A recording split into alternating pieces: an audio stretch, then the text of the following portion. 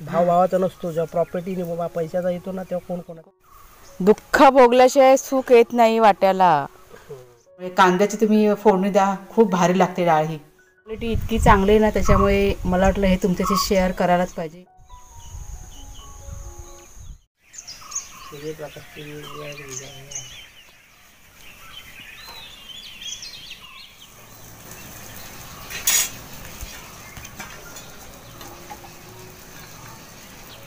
एकच घेऊन अशी इकडे बस ना, घेऊन ये ते डिश हे घेऊन ये. तेवढं बस तू किती वेळ राहते मग? अर्धा रात किती वेळ करशील? थंड होईल.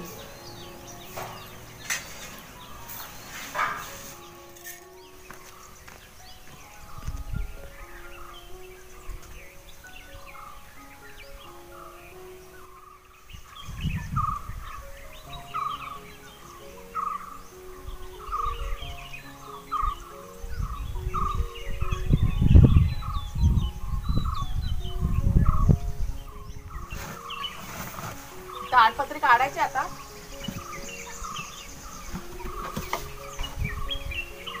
हा ताडपत्री ती धान्यावरची काढून ठेवू का? आता पाऊस पडणार आहे.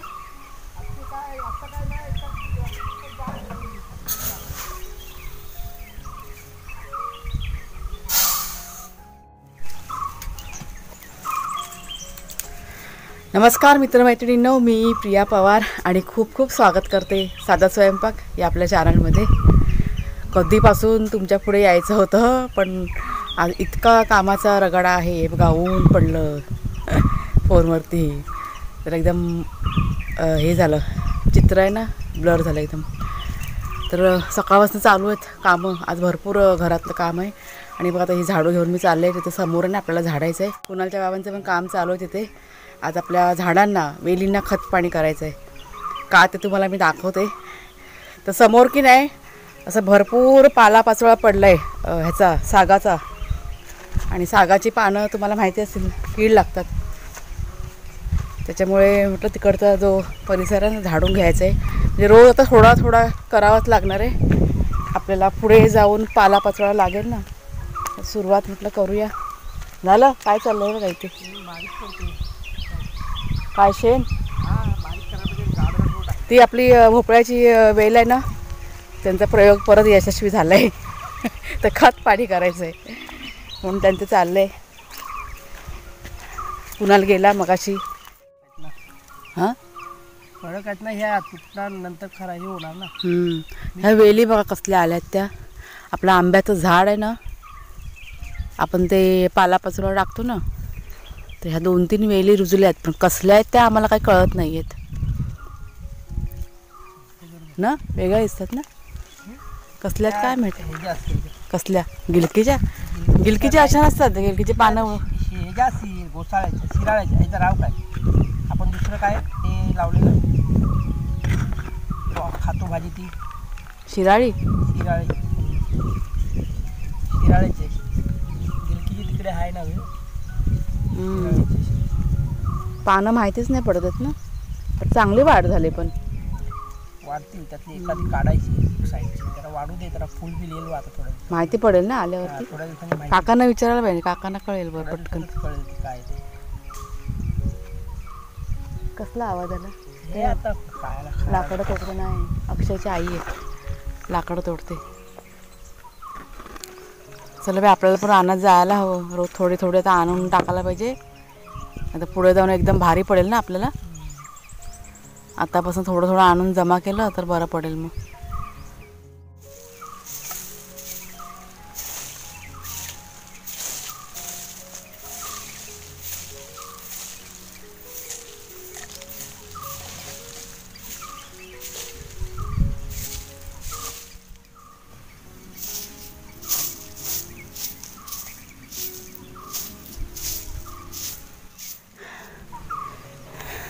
चला बाई, माझं मी थोडाफार घेतलं करून. आणि असे हे करून ठेवलेत. कचरा आहे ना, असं एकत्र हे करून ठेवलं आहे ढिगारा करून. वारा किती आला आता. वाऱ्याने उडून नाही जाणार. झाडाला घेतलं आणि पुरा वारा आला. त्याच्यामुळे थोडंसं केलं आणि ठेवलं. मग संध्याकाळी कर म्हटलं. संध्याकाळी मग तेवढं चाळून टाकतात. आता इथे काय चाललंय? खतपाणी हा चाललंय. बघ, कलिंगडाला खतपाणी चाललंय आपल्या. कलिंगडाचं वेगळं खत आहे बघ. हे काय घेतलंय ते हातात? अंड्याची साल आहे, हम्म, कांद्याची पात आहे हम्म. आणि चायची पत्ती आहे. ते आपण चहा बनवून आपण टाकतो ती धुवून घेतले ना, सगळं धुवून घेतलं. सुकवलं होतं. सगळं व्यवस्थित हे करून. कलिंगडला की नाही भरपूर खतपाणी लागतं. कलिंगड काय आहे सगळ्याच वेलींना, वेलीला जास्त जितके वेलींचे प्रकार आहेत ना त्यांना सगळ्यांना भरपूर खत घालावं लागतं. त्याच्यानंतर आपल्याला हे फळ मिळते. हे काय लसूण आहे का तुझी? बघ, हा लसूण आहे. ते लसूण टाकले असेल हा लसूण आहे, लसूण आहे. ह्याच्यातून रुजलंय ते. राहू दे ना, ठेव ना तिथेच. पुढे टाकू. लावतो मी. लाव इथेच. जरा मी ते खत करतो. आणि आपली रताळ्याची वेल बघा इथेच लावली होती ना दापोलीवरने, बघा माझ्या आईने दिलेली. ही बघा एकच पान होतं आणि आता म्हणजे जगले ती, आता होईल व्यवस्थित. कलिंगड बघा आपलं चांगलं तयार झालेलं आहे ना, म्हणून ते खत पाणी वगैरे सगळं चाललेलं आहे. कलिंगडाला ताकद जास्त लागते. ही वेल आपली चांगली वाढली ना कलिंगडाची. ऐकलं काय? म्हणजे कमेंट होत्या मला, आता किती दिवस झाले होत्या कमेंट, पण आता 2 दिवसापूर्वी पण आपला व्हिडिओ गेला ना तेव्हा पण कमेंट होते म्हणजे हे आपल्या जागेविषयी, की ही जागा किती गुंठे आहे जागा, परत विकत घेतली का, असं म्हणजे सर्व प्रश्न विचारतात. असं तर माझ्या कशा लक्षात नाही, कामामुळे मी विसरले होते, आता माझ्या लक्षात आलं. फॅमिलीची जागा आहे. घरात नाही पहिला आधी सांग किती गुंठे आहे ते? 8-9 गुंठे आहे. हां अंदाजे ना, आपण मोजले नाही ना अजून. मोजले नाही. 8-9 गुंठे आहे. 8-9 गुंठेच्या आसपास होईल. मोजले असेल तर बरोबर परफेक्ट माहिती पडलं असं, पण मोजलेलं नाही ना. हे काय फॅमिलीची जागा असल्या कारणाने मोजमाप नाही ना अजून, आपल्या इथे मोजमाप नाही झालेली नाही. म्हणजे वारसा हक्क असतो ना, तशी जागा आहे आमची. एकमेकाला कसं सगळे तोंडी झालेलं आहे. ही तुझी, ही माझी, अजून ते हे लेखी असं काय नाही. लेखी असं काय नाही. जेव्हा आता वाटणं होईल ना तेव्हा सगळं.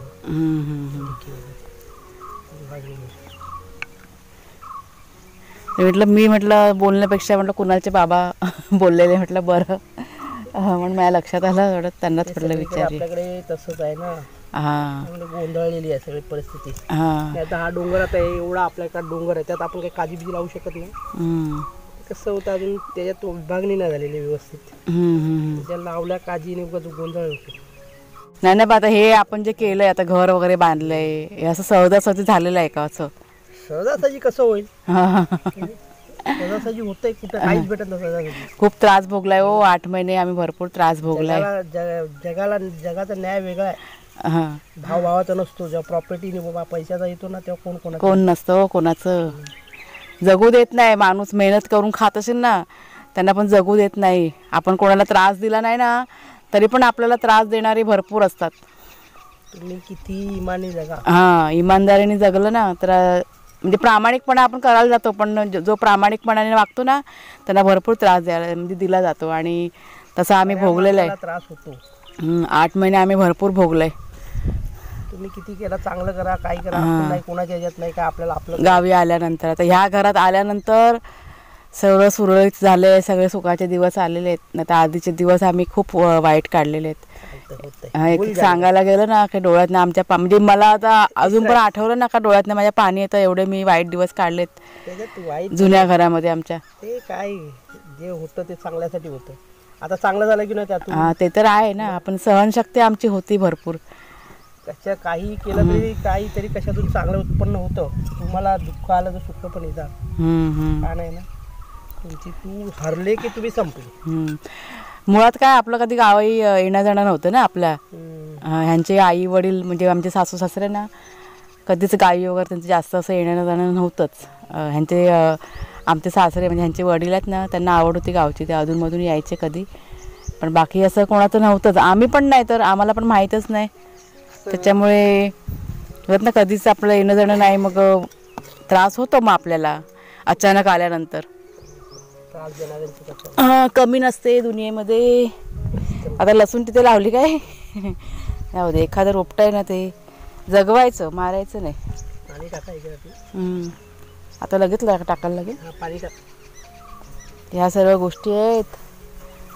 दुःख भोगल्याशिवाय सुख येत नाही वाट्याला. आणि सुख आल्यानंतर दुःखाचे दिवस पण कधीच विसरायचे नाही. कलिंगड मस्तच झालाय ना. झाला एक दीड एक 1.6 किलो झाला तो पण होईल तो दुसरा पण. चला आता जरा भोपळ्याला बघूया. भोपळ्याला टाकायचं कुठे? आता भोपळा आहे ना ते दुधीला टाक. हेच टाकणार ना आता खत. हा हे काय भोपळा तयार झाला आपला. भोपळा तयार नाही, भोपळे झाले 2 बारीक बारीक. प्रयोग केला का आपोआप झालेत? आपोआप फुलं जास्त करायला लागतात ना. हां, ही वेल तुम्हाला काय सांगू आता, आम्हाला वाटलं ही वेल मरती का काय, पण ती पुन्हा बघा कशी झाले टवटवीत. हां, उलट चांगली झाली वेल ती.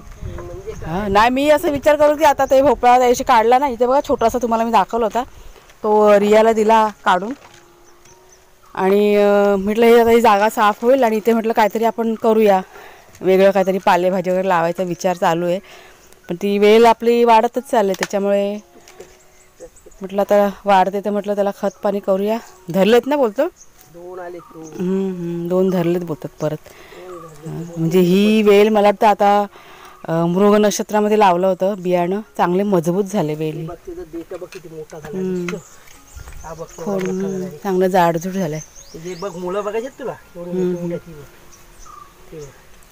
हां, राहू दे जगले तर जगू दे, उगाच आपण मारायचे नाही. ते आपोआप मेले तर ठीक आहे, मरणार नाही लवकर. तुला भरपूर फळ देणार हे ना. तुझ्यासाठी संयम भरपूर बाळगलास ना. हां, धीर होता पण आमचा. फळ येते करून आम्ही पेशन्स महत्वाचे आहेत. आलं काय पावसात लावलेली, पावसात एक पण फळ नाही. आता आपण उन्हाळ्यामध्ये भेटते आपल्याला. पावसात एक पेशन्स महत्वाचे आहेत ना. पावसात एकही फळ त्यांनी दिलेलं नाही. आता फळ मिळतंय गरमी. आपण म्हटलं देईल धीर ठेवला. हे रान काढायला पाहिजे, भरपूर वाढले बघ इथे. ऐकलं का? ते सिमला मिरची रोपांना पाणी आहे का बघ तिथे पोचतंय का? नाही तर पाणी टाकायला हवं तिथं. नजर मार ना तिथे. एक मिनिट उभी राही, काम चला बाई, आज कधी काम व्हायची जेवढं तू भोपळ्याला दुधीला जेवढं खत देणार तेवढीच तुला फळ होते. त्याला खत जास्त लागतं, ताकद द्यावी लागते. पावसामध्ये चालून जातं, पण आता हे इतर दिवशी आपल्याला खत पाणी करावंच लागतं ना. पावसाच्या आधी टाकलंच ना की ते काय पावसाच्या पाण्यात ताकद असते ना तेवढी. पावसाच्या पाण्यामध्ये असं विशेष करून खत पाणी नाही ना केलं जात, सगळं वाहून पाण्यात आणि पावसाच्या पाण्यामध्ये फरक असतो. चला करा तुम्ही तुमचं, माझं काम मी करते.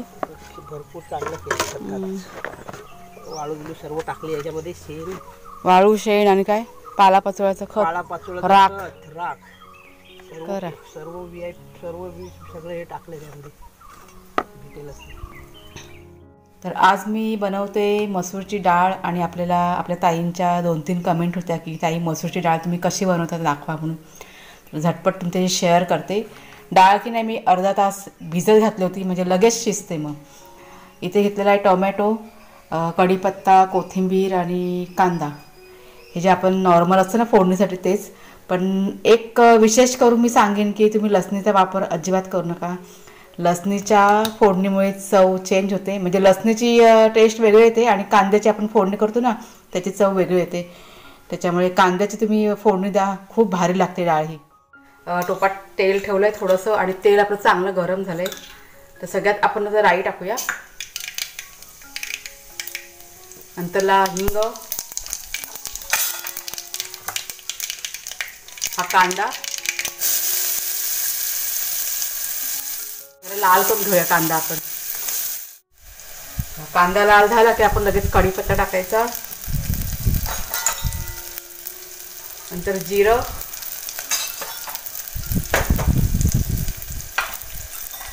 आणि याच फोडणीमध्ये आपण थोडासा तिखट मसाला टाकूया, पाव चमचा, म्हणजे छान असा रंग यायला पाहिजे ना म्हणून. आता आपण टाकूया टोमॅटो आणि जरा कांदा टोमॅटो परतून झाला का आता आपण ही डाळ आहे ना धुतलेली ती टाकूया. 1 मिनिट आहे ना परतून घ्यायचं आणि मग पाणी टाकायचं. आता इथे गॅस मी फास्ट केला आहे. आता हे पाणी टाकूया. डायरेक्ट कुकरमध्ये केलात ना तरी पण छान बनते. आता आपल्या गरजेनुसार पाणी टाकूया.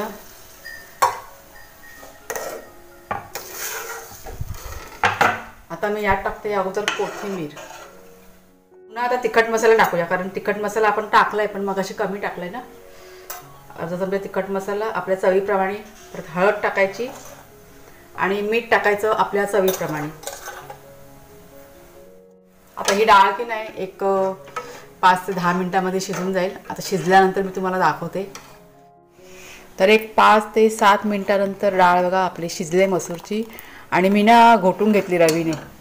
ही बघा ही रवी आहे ना, त्याने घोटून घेतली, त्याच्यामुळे अशी व्यवस्थित एक जीव झालेली. नाहीतर मग ते काय होतं, मग पाणी एकीकडे आणि डाळ एकीकडे असं होतं. त्याच्यामुळे घोटून घ्यायची. आपल्याला किती घट्ट पाहिजे किती पातळ पाहिजे याप्रमाणे ठेवायचं आणि गॅस बंद करून टाकायचं. आता ही बघा ही झाले तयार. मी आता गॅस बंद करते, कारण थंड झाल्यावर ना अजून ती घट्ट होणार. 6 वाजले संध्याकाळचे मैत्रिणीनो. आणि आमच्याकडे आज पाणी भरायचं काम चालू आहे. माझं मी भरून घेतलं आतलं वगैरे सगळं. आता हे झाडांना वगैरे पाणी मारतात. म्हणजे झालं आहे, अर्ध भरून झालं आहे, अर्ध बाकी आहे. हे बघा कसा फवारा उडतो हे पाण्याचा. आणि पक्षी दिसत आहेत ते बघा खायला आलेले. कुणाला थांबलं आहे आपल्या मोटरच्या इथे. आणि इथे माझं चाललं आहे आपलं संध्याकाळचं काम. आज गहू साफ करायचेत. हे बघा ते उन्हात ठेवले होते दिवसभर.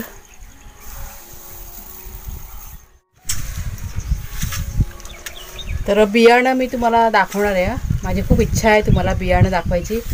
मागच्या एका व्हिडिओमध्ये बघा तुम्हाला मी दाखवलं होतं. आपण तो लाल माठ काढेल ना त्याचं बियाणं मी आता 2 ते 3 दिवस सुकवलं चांगलं आणि ते तयार झाले आता. आणि कालच्या व्हिडिओमध्ये जर का तुम्ही बघितलं असेल, भोपळा बघा कापलेला, त्याच्या बिया त्या पण सुकून झाल्यात. बियांची क्वालिटी इतकी चांगली आहे ना, त्याच्यामुळे मला वाटलं हे तुमच्याशी शेअर करायलाच पाहिजे. इतकं ते भोपळ्याचं बियाणं ना चांगलं आहे. एक मिनिट मी तुम्हाला दाखवते. म्हणजे काल कापतानाच जेव्हा बिया या बघितल्या ना तेव्हा मला इतक्या त्या आवडल्या. त्याच्यामुळे सगळ्या व्यवस्थित धुवून वगैरे घेतल्यात. ह्या बघा एक एक ही बी आहे ना एकदम अशी जाड आहे एकदम. त्याच्यामुळे ह्या म्हटलं ह्या व्यवस्थित आहे ना ठेवायच्या. आपल्याला ह्या भरपूर उपयोगी पडणार पुढे जाऊन. मागच्या वेळेस जेव्हा भोपळा कापला होता ना तर ते बिया कशा एवढ्या काही खास नव्हत्या, त्याच्यामुळे त्या ठेवल्या नाही मी. आणि लाल मटाचे तुम्हाला दाखवते. लाल मटे ना हा बघा सुकला आहे चांगला आणि त्याला ना पाखडून घेते. त्याचं बियाणं पण चांगलं आहे. हां ते चालू करा ती टाकी भरली ना पाण्याची. तर हे बघा हे आपलं बियाणं आहे लाल मटाचं. आणि हे बघा हे भोपळ्याचं पुन्हा दाखवते तुम्हाला. आणि हा जो भुसा निघाला आहे लाल मटाचा हा पण आहे ना काय करायचा हे बघा ह्याच्यामध्ये बारीक बारीक दिसतंय बघा काळा काळ ना बियाणं. तर हा आता मी उचलणार जमा करणार आणि पाण्याची जिथे जागा आहे ना म्हणजे नारळ वगैरे त्यात टाकणार. म्हणजे चांगला आपला भाजीपाला तिथल्या इथे रुजून येते. मग अशा प्रकारे करते मी आणि भेटते भाजी मग खायला बऱ्यापैकी. त्याच्यामुळे लाल मटाचा कसा वेगळा असा काही वाफा मी तयार नाही केलेला आहे, खायला मिळते. हा सोनेरी कलर आला बघ काय सुंदर एकदम पिवळसर सोनेरी डार्क कलर एकदम. सगळं चेंज होतं ना एका मिनिटामध्ये. तिथे बघ काय बापरे. इथे बघ कसा हे बघ कसा नील बघ कसा आहे स्काय ब्ल्यू कलर पिंक आणि निळा मिक्स आहे. ढग कसे एवढे सुंदर आहेत ना. इकडे बघ कसं आहे आणि इकडे बघा कसा आहे. इकडे सुंदर निसर्ग बघतो नेहमी.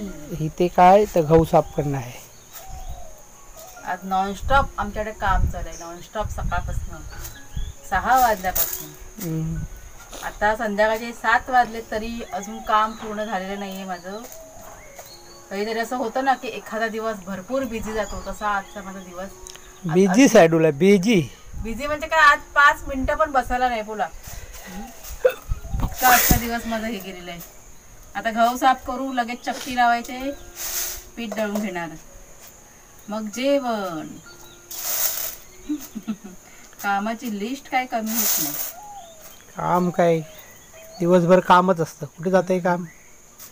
चला मैत्रिणींनो आजचा व्हिडिओ मी आता संपवते इथेच. आवडला असेल तुम्हाला तर जरूर लाईक करा, शेअर करा. नवीन असाल तर सबस्क्राईब करा चॅनलला. पुन्हा आता आपण पुढच्या व्हिडिओमध्ये भेटूया. तोपर्यंत खूप खूप धन्यवाद.